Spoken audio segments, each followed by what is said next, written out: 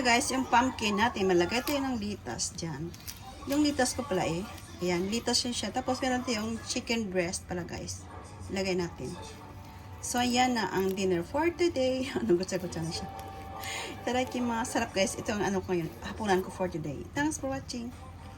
Gawa tayo ng sandwich. So, meron akong pumpkin or kabocha pala guys. I-microwave ko lang siya. Ilagay natin sa sandwich natin.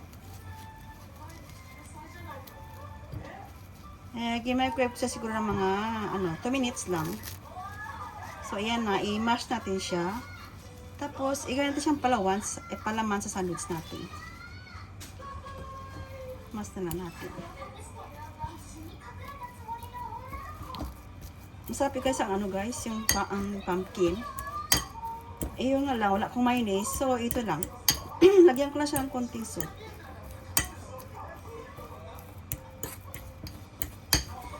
Sarap niyan guys, gawing halawan sa sandwich natin. Nagkatayo lang konting salt lang.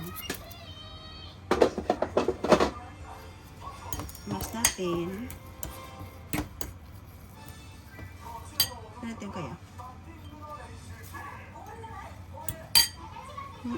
Chicken breast to. Lagyan sa sandwich natin dyan. Tadakimasu. So guys, ang durian nga coffee. Tingnan nyo. Try natin.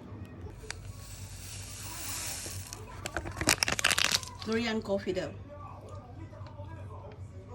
Ito ng hot water.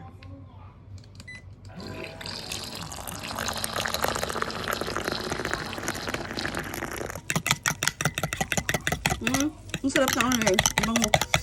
Ang bango ng durian.